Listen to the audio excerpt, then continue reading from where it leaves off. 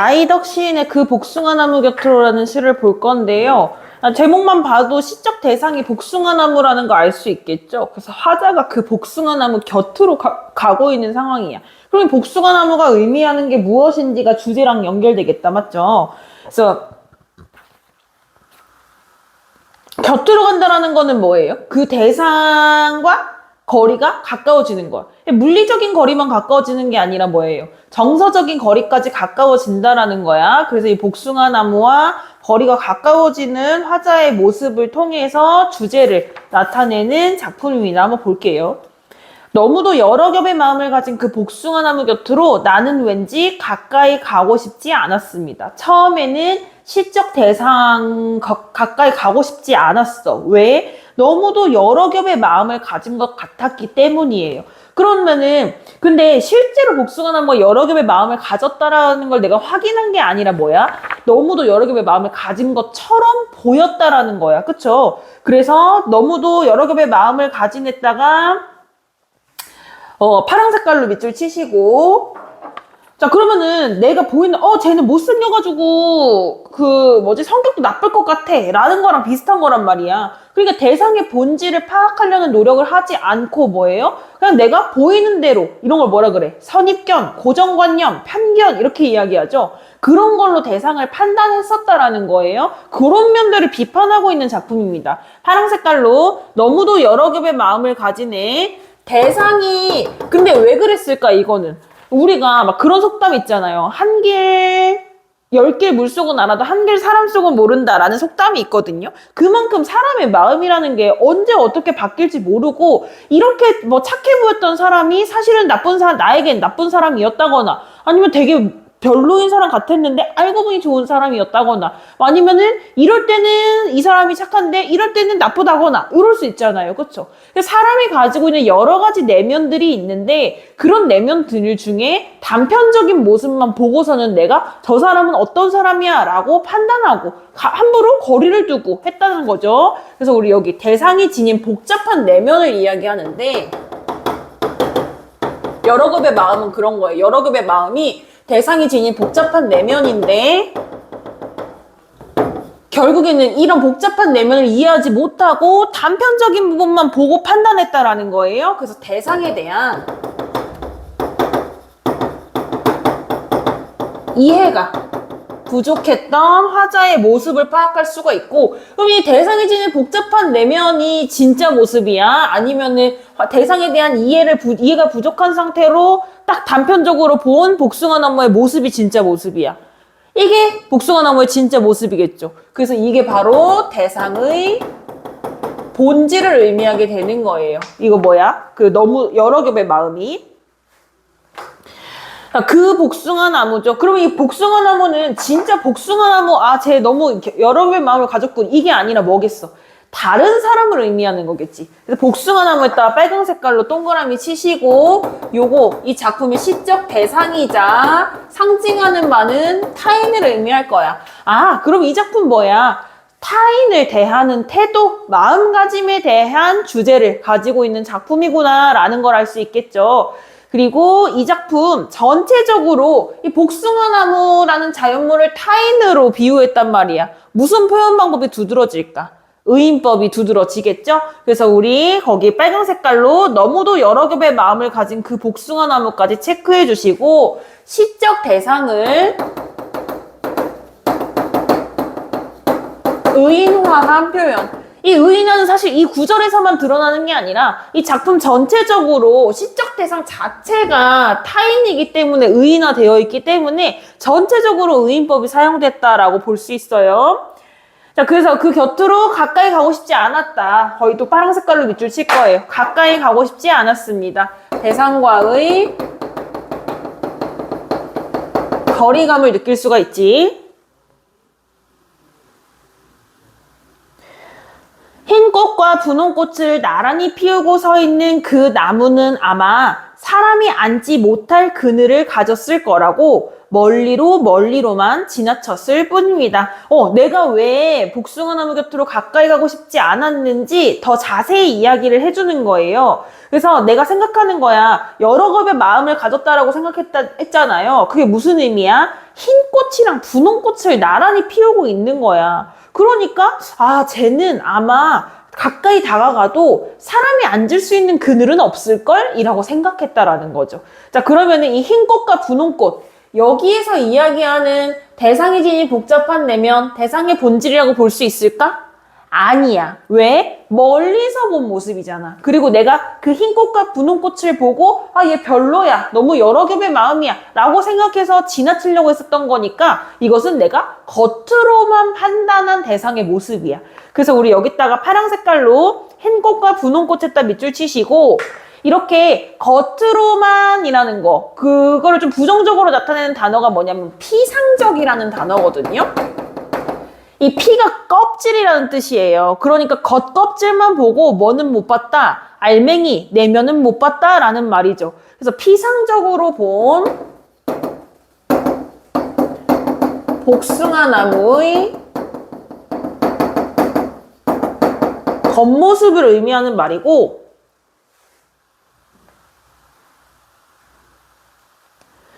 그리고 그 나무라고 했잖아요. 근데 이 그라는 말이 우리 이행에서도 나왔었어. 그 복숭아나무 곁으로라고 하고, 지금 또 그 나무라고 하고, 그리고 또 쭉 밑에 내려가면 나는 그 나무를 보고 멀리서 알았다고 하고, 그 나무가 엄청 많이 나온단 말이야. 그라는 지시어가 뭐야? 복숭아나무라는 시적 대상으로 초점을 모으게 하는 역할을 하고 있죠. 그래서 그에다가 파란 색깔로 동그라미 치시고, 동일한 지시어가 반복되고 있어. 그러면은 이걸 통해서, 근데 어떤 대상에만 이 그라는 지시어가 반복돼? 나무, 복숭아 나무에만 이 지시어가 반복돼. 즉, 중심 소재로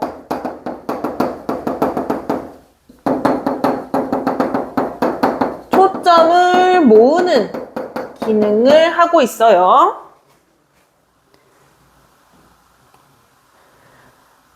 자, 그러면은 나는 사람이 앉지 못한 그늘을 가졌을 거라고 생각했어. 실제로 그 복숭아 나무가 사람이 앉지 못할 그늘을 가졌어? 아니죠. 그러니까 여기에서의 그늘은 뭐예요? 내가 생각했던 그 복숭아 나무에 대한 편견을 의미하는 거야. 그늘이 의미하는 거는 뭐야? 다른 사람에게 이제 위안, 휴식, 평안을 주는 공간이잖아요. 그러니까 얘는 아마 다른 사람에게 위안이 되는 존재가 아닐 것 같아 라고 생각했다라는 거지. 여기다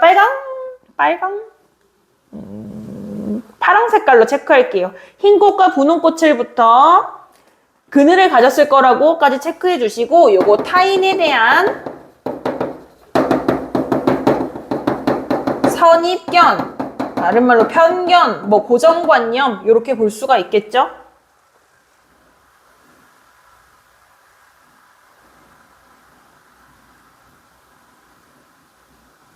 그래서 나는 멀리로만 지나쳤다고. 지나치기만 한 게 아니라 멀리로 지나쳤어? 그것도 멀리로 곱하기 2번이나 지나쳤어. 반복법을 통해서 대상과의 물리적 거리도 멀어졌지만, 물리적 거리가 왜 멀어진 건데? 심리적으로 멀어진 거잖아요. 그래서 심리적인 거리감을 드러내는 행위입니다. 왜? 대상에 대해서 뭘 가졌기 때문에? 편견을 가졌기 때문이지. 그래서 여기 파란 색깔로 밑줄 치시고 멀리로만 지나쳤을 뿐입니다. 대상과의 심리적 거리감을 드러내는 행위인데, 이게 바로 뭐예요? 대상에 대한 편견의 결과이고, 표현 방법은 반복법이 사용됐다.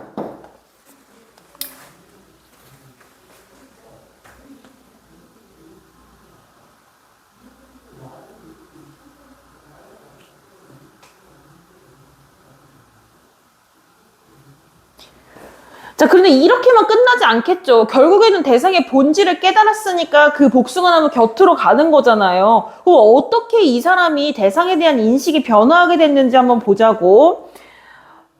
흰 꽃과 분홍 꽃 사이에, 흰 꽃과 분홍 꽃이 뭐였지? 피상적으로 본 복숭아나무의 겉모습이었지. 이거 사이에 수천의 빛깔이 있다는 것을, 그럼 이 수천의 빛깔은 긍정인 것 같아, 부정인 것 같아?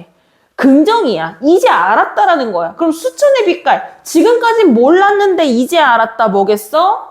대상의 본질인 거겠지. 대상이 가지고 있는 복잡한 내면을 이해해서 그래서 이때 이렇게 보였구나 라는 걸 이해하게 됐다라는 겁니다. 그래서 우리 여기 수천의 빛깔에다가 빨간 색깔로 동그라미 치시고, 이게 사실은 앞에서 내가 봤었던 뭐였어?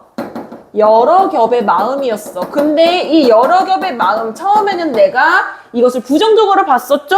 하지만 이것의 진짜 모습이 수천의 빛깔이었어 라는 건 거예요. 그래서 이거 뭐야? 대상의 뭐를 이제 인식하게 됐다. 대상이 원래 지니고 있는 본질을 인식하게 됐다. 대상의 본질을 인식했다. 요거, 이 대상이 의미하는 게 뭐였지? 타인이었지. 즉, 타인의 진정한 모습을 깨닫게 되었다라는 말이에요. 자, 그것을 나는 그 나무를 보고 멀리서 알았어요. 거기다가 파란 색깔로 빨간 색깔로 나는 그 나무를 보고 멀리서 알았어요. 알았다라는 건 뭐야? 그 사람의 마음을 알았다는 거야. 네 마음을 알아주는 사람은 나를 뭐 해주는 사람이야? 이해해주는 사람이야. 그쵸? 빨간 색깔로 나는 그 나무를 보고 멀리서 알았어요. 하지만 거리는 아직 어때요? 멀어요. 그쵸? 그러니까 그 사람을 이해하기 시작했지만 아직 그 사람과 친해지지, 정서적 거리감을 아직 좁히진 못한 상태야. 이해가 시작되는 부분인 거죠. 그래서 거기 대상에 관한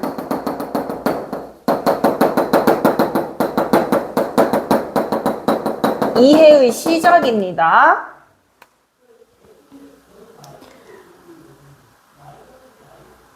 그 다음 눈부셔 알았습니다. 거기도 파란 색깔로 밑줄 칠 거예요. 눈부셔 알았습니다. 왜 눈부셨겠어? 빛깔이 수천 개니까 눈부셨겠지. 처음에 흰 꽃과 분홍 꽃이라고 생각하고 마음이 여러 겹이라고 생각하고, 이 여러 겹은 이제 뭐 이렇게 막 그런 가면에 둘러싸여 있다 뭐 이런 느낌을 받았었던 거죠.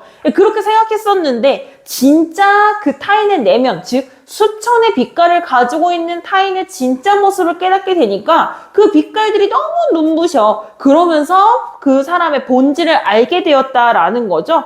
그래서 우리 이거 눈부셔라는 말을 이야기한 거는 이제 수천의 빛깔을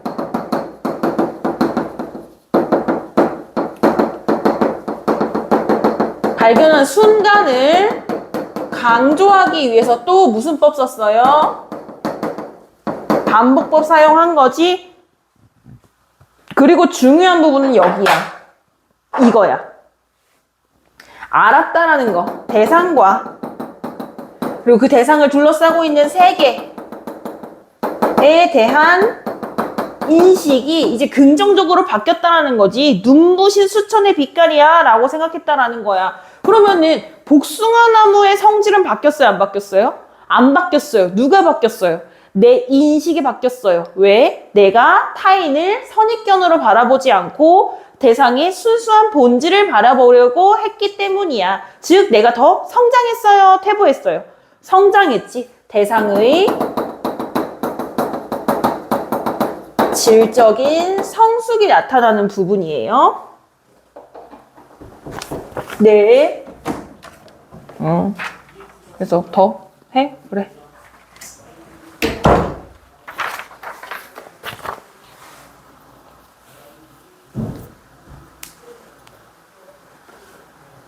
근데 이 수천의 빛깔, 흰 꽃과 뭐 분홍 꽃, 여러 겹의 마음, 이게 왜 이렇게 만들어졌을까를 보시면 피우고 싶은 꽃빛이 너무 많았던 거야. 그러니까 그런 자기의 보여주고 싶은 색깔이 너무 많았던 거야. 그게 나쁜 게 아니잖아요. 그쵸? 거기 파란 색깔로 밑줄 칠 거야. 피우고 싶은 꽃빛이 너무 많은, 이게 바로 타인이 수천의 빛깔을 가진 이유죠? 그 나무는 그래서 외로웠을 것이지만 외로운 줄도 몰랐을 것입니다. 그러니까 수천의 빛깔을 사람들이 다 뭘로 이해했어? 여러 겹의 마음으로 오해했잖아요. 그러면서 대상을 멀리했잖아요. 그러니까 복숭아나무는 어땠겠어? 외로웠겠지. 하지만 이 복숭아나무는 계속 이 수천의 피우고 싶은 꽃빛이 많아서 거기에 집중하다 보니까 외로운 줄도 몰랐겠지 라고 복숭아나무가 얘기해줬어? 아니면 내가 스스로 깨달았어? 내가 스스로 깨달았어. 대상에 대한 이해가 점점 깊어지고 있는 거죠. 거기다 빨간 색깔로 외로웠을 것이지만 외로운 줄도 몰랐을 것입니다. 밑줄 치시고 대상에 관한 이해의 심화. 이렇게 이해가 깊어진다라는 얘기죠. 그 여러 겹의 마음을 읽는데 참 오래 걸렸습니다. 여기도 중요해요. 빨간 색깔로 밑줄 칠 거예요. 그 여러 겹의 마음을 읽는데 참 오래 걸렸대요. 여러 겹의 마음이 의미하는 게 뭐였어? 처음에는 내가 오해한 거였지만 지금은 대상의 본질이라는 걸 깨달은 구절이죠. 이거를 이해하는 것, 즉 대상의 본질을 이해하는 것은 쉬운 일이야, 어려운 일이야? 어려운 일이야. 빨간 색깔로 대상에 대해 진정으로 이해하는 데에는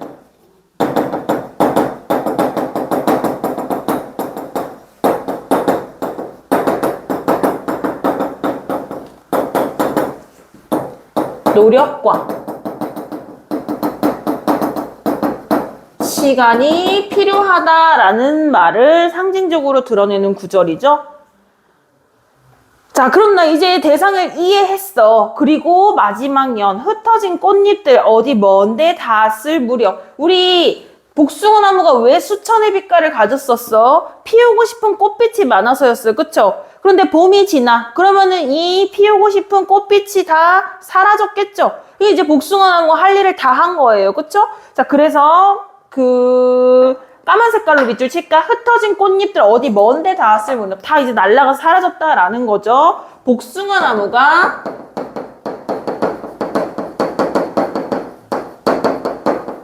꽃을 피워냈다라는 얘기예요. 자, 그래서 이제 꽃을 피워내고 할 일을 다 했으니까 조금은 심심한 얼굴을 하고 있는 거예요. 내가 할 일 다 했으니까. 그래서 그 복숭아나무 그늘에서 얘기하는 거지. 그러면은 이 그늘에서 뭐 했대? 가만히 들었습니다. 저녁이 오는 소리를. 그럼 나 지금 어디 있는 거야?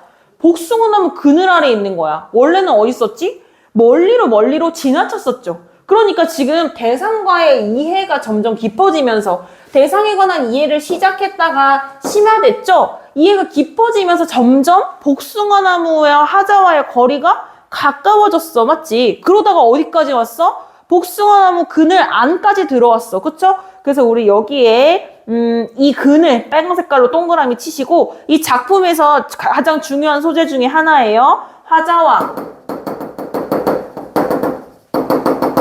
대상 사이에 진정한 이해와 화해가 이루어지는 공간이라고 볼 수 있는데, 그런데 우리 이 그늘이 처음 나온 게 아니야. 어디에서도 나왔었어요? 3, 4, 5행에서도 나왔었죠. 근데 그때는 뭐야? 사람이 앉지 못할 그늘이라고 생각했었지? 그럼 앉지 못할 그늘에다가 파란 색깔로 세모 쳐주시고, 뭐야, 어디 있었어? 뭐 어쨌든 5행에 앉지 못할 그늘 파란 색깔로 세모 쳐주시고, 그리고 지금 내가 저녁에 오는 소리를 듣고 있는 이 그늘에다가 파란 색깔 동그라미 쳐주시고 이 둘이 대조된다라는 거지. 같은 그늘이지만 이거는 이해 전, 이거는 이해 후. 그 마지막 행도 중요합니다. 가만히 들었습니다. 저녁에 오는 소리를 파란 색깔로 밑줄 치고. 원래는 뭐야? 복숭아나무 그늘에서 저녁이 오는 소리를 가만히 들은 거죠. 그래서 우리 이거 목적어를 서술어보다 뒤에 썼어. 문장의 순서를 바꿨어. 도치라고 합니다. 도치법을 통해서 여운을 형성하고, 그리고 뭐를 들었대? 저녁이 오는 소리를 들었대. 저녁이 오는 건 뭐예요? 시각이죠. 소리는 뭐예요? 청각이죠. 그러면 이거 뭐예요? 그럼 실제로는 뭐야? 내가 저녁이 오고 있는, 그럼 실제로 저녁이 오는 건 아니고 그런 석양이 지는 거겠죠? 해가 지고 있는 모습을 보고 있으면서 그것이 소리처럼 느껴진다라는 거야. 우리 두 가지 감각이 하나의 감각으로 전이되는 거. 공감각적 심상. 집중해서 내가 지금 뭐 하고 있다고? 저녁을 보고 있다고. 근데 뭐처럼 느낀다고? 뜯는 것처럼 느낀다고. 시각에 청각화 나타나는 거 확인할 수 있지? 그리고 이 저녁이라는 시간적 배경이 나타내는 의미 빨간 색깔로 저녁에다 동그라미 치시고 대상과의 거리감이 사라진 그리고 이제 뭐해? 대상과 내가 서로 뭐 하는 시간? 어울림의 시간을 의미하겠지. 그래서 이 작품 단순히 그런 자연 친화적인 그런 작품이 아니라 사실 이 작품 자연 친화적이라고 하면은 X지. 대상과 타인, 인간관계를 비유적으로 나타내는 작품이 되겠습니다. 빈칸 한번 볼게요.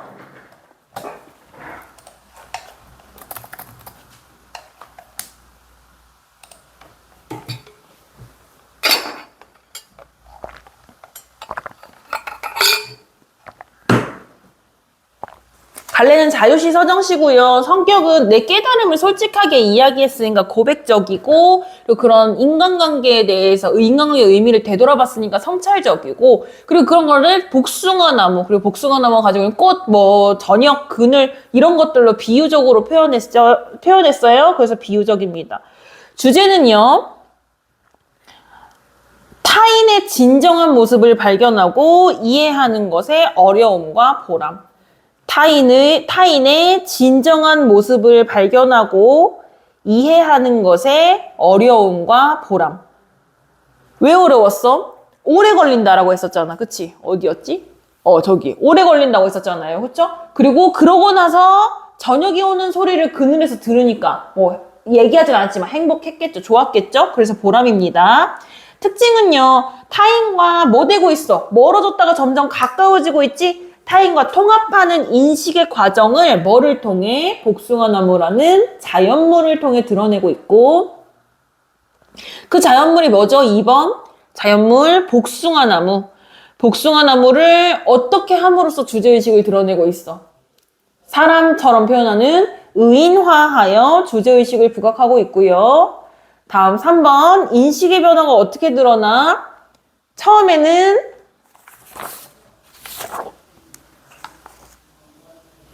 그렇지. 처음에는 꽃이 피어 있었고 그 다음에 꽃을 다 피어냈고 그 다음 저녁이 왔고 이렇게 했죠. 그래서 시간의 흐름에 따라서 인식이 변화되는 걸 드러내요. 시간의 흐름에 따른 인식의 변화를 드러내고 그 다음 4번 마지막에 여운을 형성하기 위해 사용한 표현 방법 도치법이에요. 왜 도치법이 여운 형성이냐면 보통은 우리가 서술어로 문장이 끝난다고 생각하고 있어. 그런데 서술어가 아니라 목적어로 문장이 끝나면 뭔가 덜 끝난 것 같은데 하면서 그 이후의 의미를 계속 생각하게 된다는 거죠. 그래서 여운을 형성하는 거고요.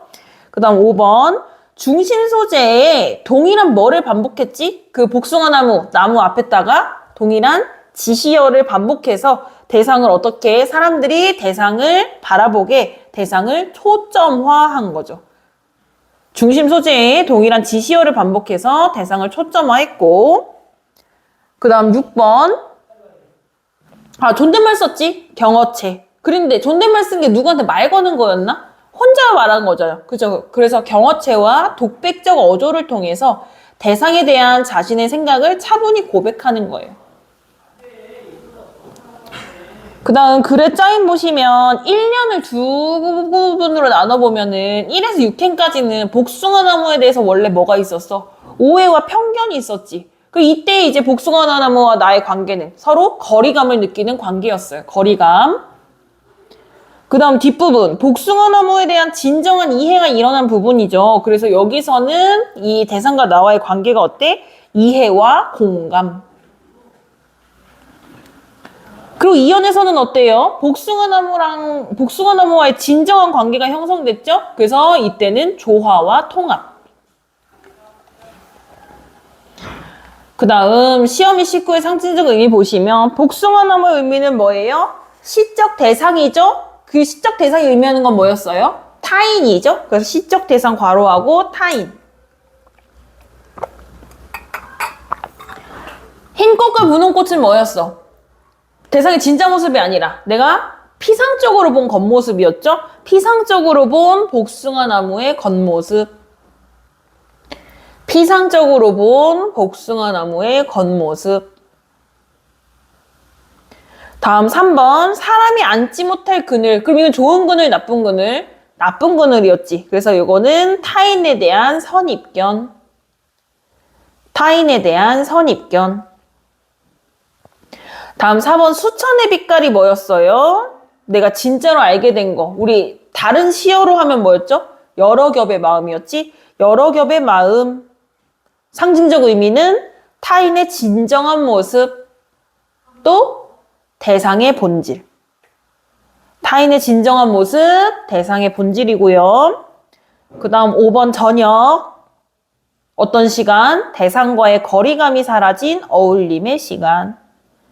대상과의 거리감이 사라진 어울림의 시간. 다음 표현 방법이요. 습니다, 입니다. 존댓말 썼어요. 존댓말 문학용어로 경어체라고 해요. 그 다음 두 번째. 근데 이게 말 거는 게 아니라 뭐라고? 혼자 말하는 거라고. 독백적 어조. 다음 2번. 그 복숭아 나무, 그 나무. 뭐 얘기하는 건지 아시겠죠? 동일한 뭐를 반복해서, 지시어를 반복해서 중심 소재로 뭐 한다고? 초점화한다고. 다음 3번. 너무나 여러 겹의 마음을 가진 복숭아 나무. 복숭아 나무가 마음을 가졌다고? 의인화죠. 그 다음 조금은 심심한 그늘을 얼굴을 하고 있는 그 복숭아나무 그늘에서 가만히 들었습니다. 저녁이 오는 소리를. 무슨 법이에요? 도치법. 도치법을 통해 여운을 형성한다. 그다음 저녁이 오는 소리 무슨 심상이었어요? 공감각적 심상. 저녁이 오는 모습을 들리는 것처럼 표현한 시각의 청각화였습니다. 그래서 이 작품 이 타인과 나와의 관계를 복숭아나무라는 자연물을 의인화함으로써 드러낸 시였습니다.